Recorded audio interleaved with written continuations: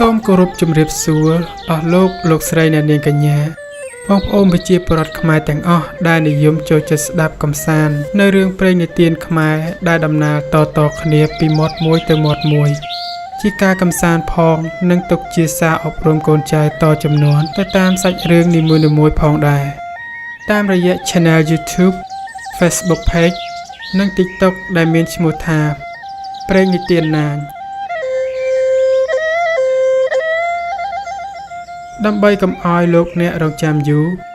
សូមលើកយករឿងព្រេងនិទានមួយមកអានជូនលោកអ្នកស្ដាប់កំសាន្តដូចតទៅ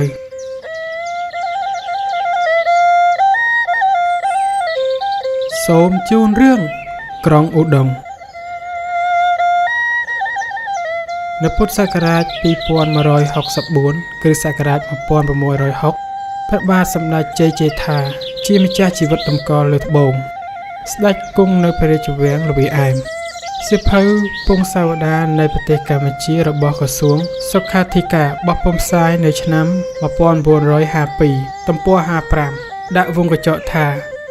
ស្រុកព្រៃល្វាឯមទ្រង់នាំព្រះអគ្គមហេសីព្រះស្នំក្រមការសេនាធិបតីនិងនិមឺនសពមុខមន្ត្រីខ្ញុំរាជការទាំងពួងចុះព្រះរាជទីនាំងនាវា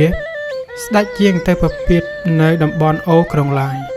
ក្នុងខេត្តសំរោងទងទ្រង់ប្រថាប់នៅពន្លាជ័យជាយូរថ្ងៃរួចស្ដេចយាងទៅកសាលនៅទីតាដងជ័យជ័យទ្រង់តតឃើញទីទួលមួយនៅតំបន់ស្រះកែវជាទីមានទេសភាពល្អក៏ទ្រង់ចាប់ព្រះរាជហឫទ័យ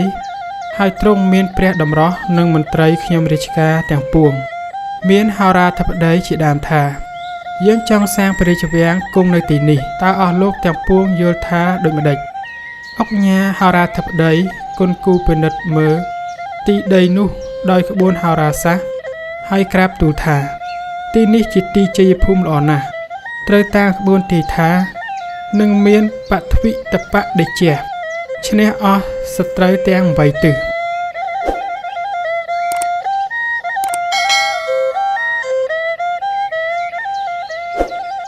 ព្រះរាជាទ្រង់ជ្រាបដូច្នោះទ្រង់ចាត់ឲ្យអុកញ៉ាក្រឡាហោមកែវឲ្យជានាយកចាត់ការកសាងព្រះរាជវាំងនៅតំបន់ស្រះកែវនោះទ្រង់ហត់ហើយស្ដេចត្រឡប់មកព្រះរាជវាំងល្វាឯមវិញលំដាប់ពីនោះអុកញ៉ាក្រឡាហោមកែវក៏បង្គាប់ទៅចវាយស្រុកឲ្យកែនបណ្ដារាស្ត្រកាប់ដើមឈើមកធ្វើជាព្រះរាជវាំងតាមព្រះរាជបញ្ជាលុះប្រមូលគ្រឿងសម្ភារៈបានសពគ្រប់ហើយអុកញ៉ាក្រឡាហោមកែវបង្គាប់មេការឲ្យចាប់ដើមចាត់ការលើដីធ្វើជាបន្ទាយយាមល្បាតជុំវិញសង់ជាព្រះរាជវាំងព្រះរាជមន្ទីរព្រះរាជដំណាក់តូចដំណាក់ធំនិងចុះព្រះរាជរោងប្រមាណ10ខែទើបរួចស្រេចហើយយកសេចក្តីក្រាបបង្គំទូលសូមទ្រង់ជ្រាបសពគ្រប់ការ